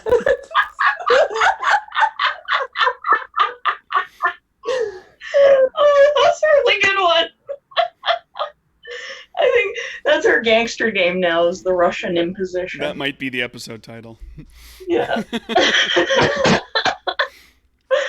All right. So thanks to the advantage, yeah, I got a Queen of Diamonds. Okay, so Satroka, real quick recap for Ali. Tell us again, real quick, Kieran, what you said out loud, because you hear Kieran yell to Bobby saying, "Come on, Bobby, you got nothing. You haven't been in the city long enough to make any friends." And then the smoky form of your girlfriend, the future mother of your children, of your many Catholic children,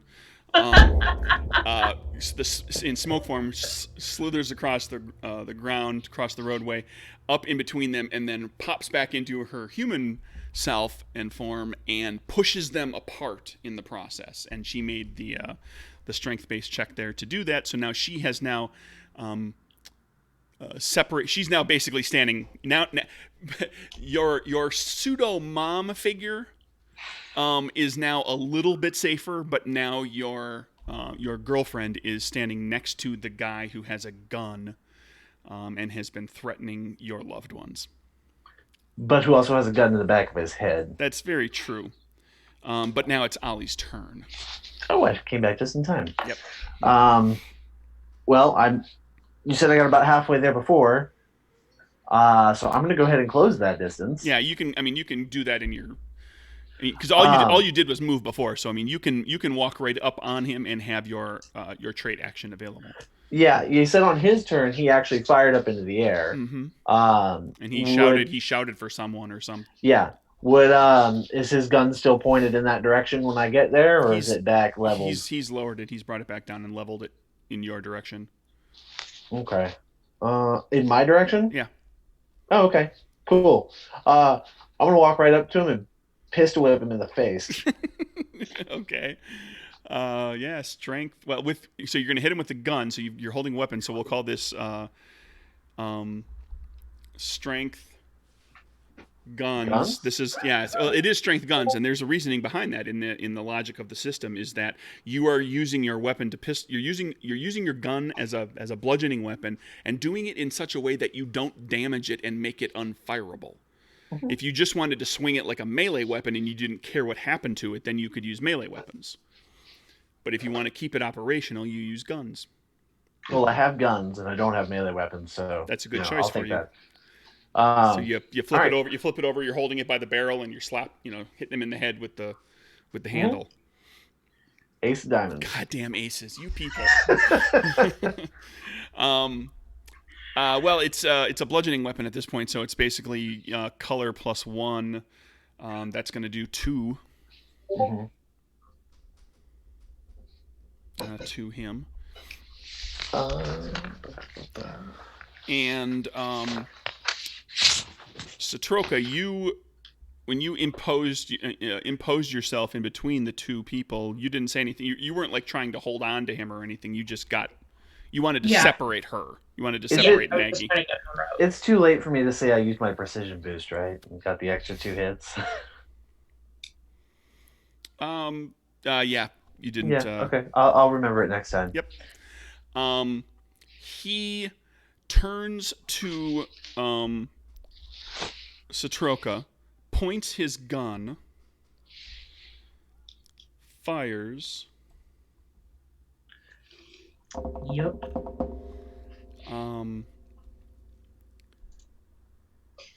Where's my body?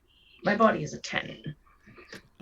Yeah, that's going to be a 10. That's going to hit Maggie as he points his gun, like the gun past you, to Maggie, who is right on the other side, and it basically puts it muzzle to her stomach and fires. And deals a whole that was a mistake. Bunch of damage. He's in big trouble. Now we know he's becoming the Human Torch. It's 4 plus 1, 5, and it's a boon, so 7 points to Maggie, and then he runs Rose, and this is the point where he's gonna. Well, you made that decision. Now you're the Human Torch. I light him on fire with my gun. Okay.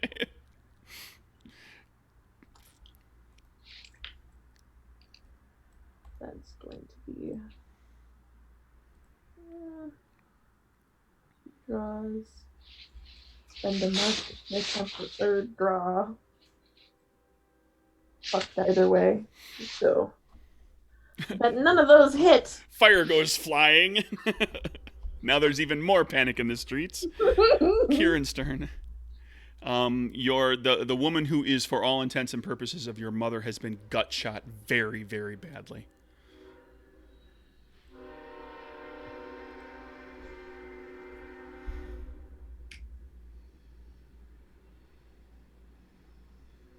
Trying to think, what would Kieran do in this situation? She just got Mr. Oranged.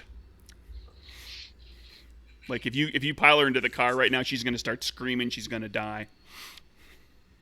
Although maybe not quite that bad. She is a caper. She is, she does have superpowers.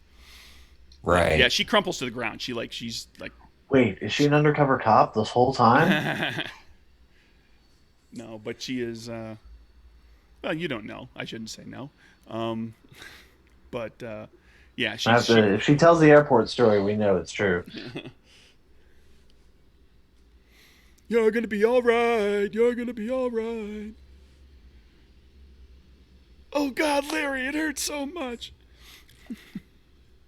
What do you got, Kieran?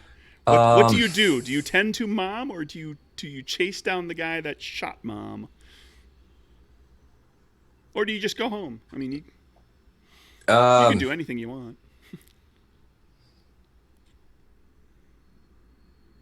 Chris wants to help Maggie. Kieran wants that streak of vengeance is going to come through. He wants Bobby. Okay. Let's see. That's fine. It's perfectly acceptable for a character to. Kieran pulls out his pistol and shoots him. There you go. That's what Kieran would do in this situation. Take the shot. So that's Agility. Agility guns. Just going to be straight agility because Kieran doesn't have guns. So this should be interesting. That's not going to do it. I don't think that's going to do it. Kieran really wants to shoot him. I'm going to spend my last moxie. Nope. 5 of clubs. That's a botch. That is. I'm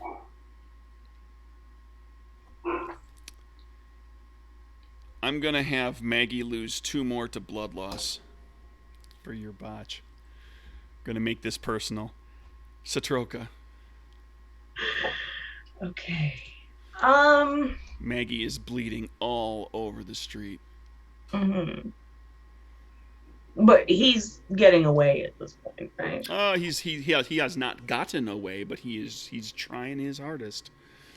Okay.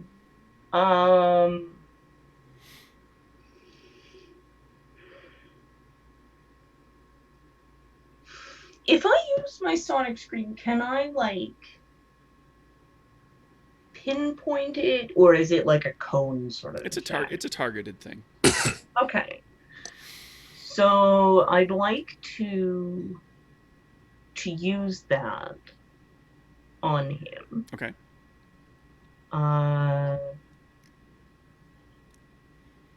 And whatever rank it's at, that's your card count. Yeah. Did we ever fix your character? You should have 4. Yes, we did. Yeah, I have 4. Right. So I think I would like to use the push boost. And instead, I'm trying to use it to sort of push him to the ground. You could. There's normally with powers there is a boost called knockdown boost, which is what that's for. But you could try to push him into a vehicle or something, or a wall, or a light pole or something that would slow his run. Yeah, I push him into something. Sure.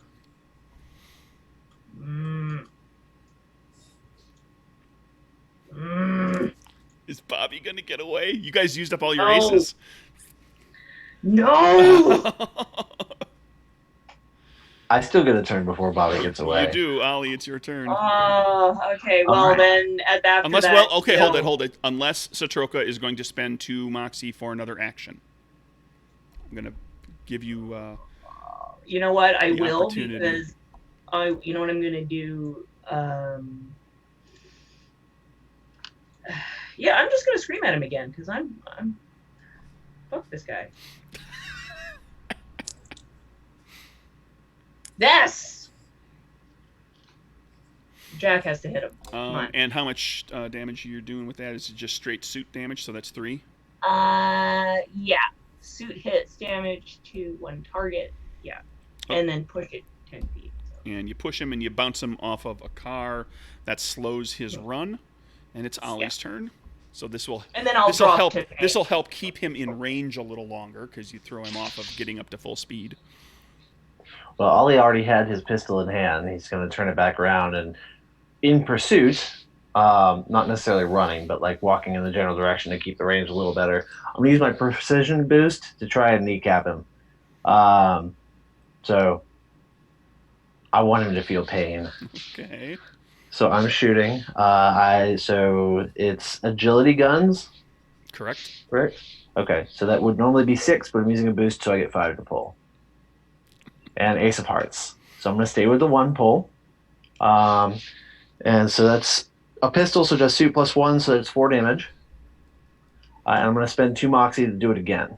Exact same thing. Oh, wait, plus 2 damage for the precision boost, so it actually does 6 damage. I'm spending 2 moxie to do it again. Okay.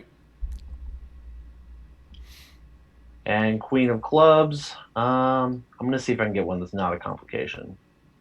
2, 3, 4, 5. All right, I'm going back to the Queen of Clubs because I want that damage. So that's 6 more damage. I'm assuming a queen hits.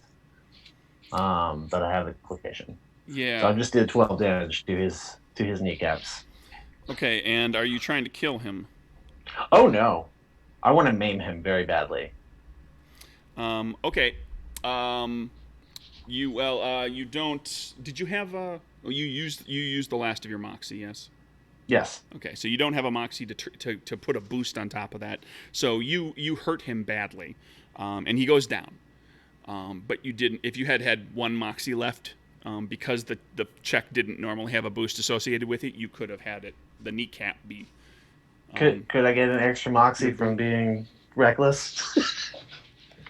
No. Okay.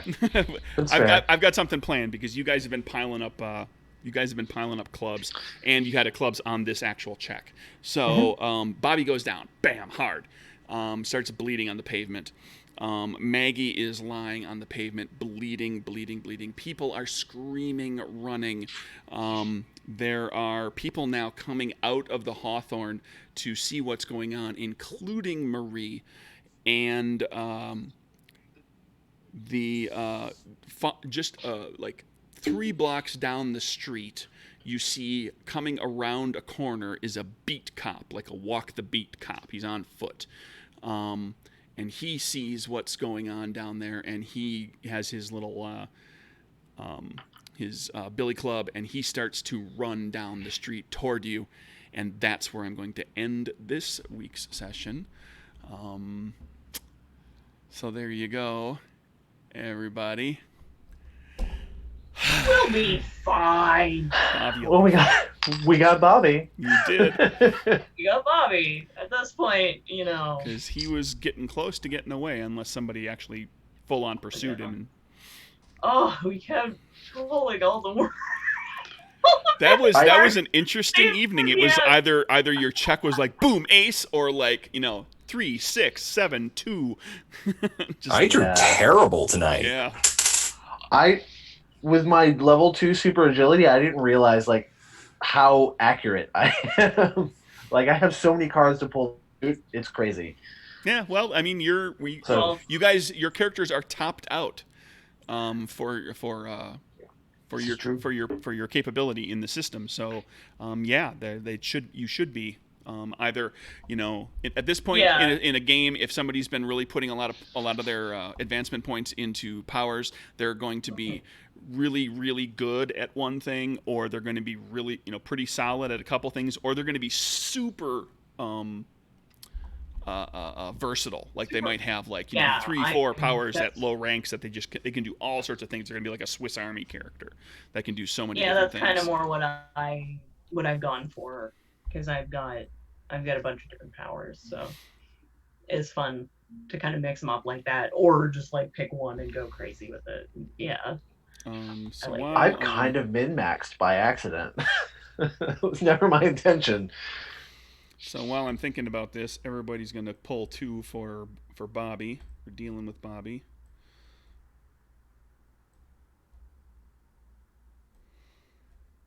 And I'm going to do one more for Kieran because of Maggie. This is kind of a very important moment for Kieran making a decision with his essentially his only remaining family member, or at least somebody that he's thought of as a family member for a very long time. Anybody have a petition they want to throw out there for their virtue or vice or identity coming into play? Throwing myself between them was pretty reckless. That was like one of the more like right up in somebody's face proactive things that Satroka's done. Satroka usually keeps kind of to the shadows. Yeah, well, because that's what she does. That's her thing. Yeah. Yeah, she's better there. But yeah, no, in this case, I just. Anybody else? Everybody's got space for more Moxie. Arguably, everything Ollie did was reckless. I'll give you the Moxie now. Like walking out into broad daylight, shouting as a known criminal, and pistol whipping a guy in front of a crowd, and then like shooting him repeatedly. Yeah, I think that counts as reckless. Kieran, Rose, anything? The only tricky thing I could think of was like subtly using my gauntlets, and The I don't portal think thing was pretty counts. tricky. I'll give you for the first time. You're not going to get it for sneaking up behind somebody with the portal with the dimension step next time, but for the first time, to especially against somebody that you personally, Rose, hate so much, because I think of all the characters, Rose probably has the most reasons to hate Bobby. Everybody hates him, but Rose has a multi-layered, Yeah, Rose hate. especially has every right to hate him. It's a river of hate that flows wide and deep. Yes. The only thing Rose can be surprised about is the fact that no one commented on her gauntlets until she used power. Oh, well, now people are going to wonder what the hell is going on. I mean, Kieran let his vengeance get the best of him. I mean, when it came to his decision to left his mom to die on the street so he could gun down the person who shot her. Yeah. And then missed, yeah. So yeah, everybody pulls something for that. So that's our session. That's wrapping up, and then we are chock full of moxie once again. So ready for the next challenge. Viewers, thank you everybody for watching, listening. Players, thank you for getting on board again. There's a little bit more, I suppose, with Bobby to wrap up, and then you guys need to talk a little bit and figure out how are you going to set up Capone, because that's the big end game at this point. As well as, in the process, make sure that Giada Torrio and your friends and Giuseppe don't get wrapped up in everything. So. Also, how are we going to get out of this situation? Yeah, well, that's true. You got all sorts of people looking at you. You got a cop coming. There's lots going on. So the feds aren't going to be too happy with this. No. So we'll pick that up next time. Bye, everybody.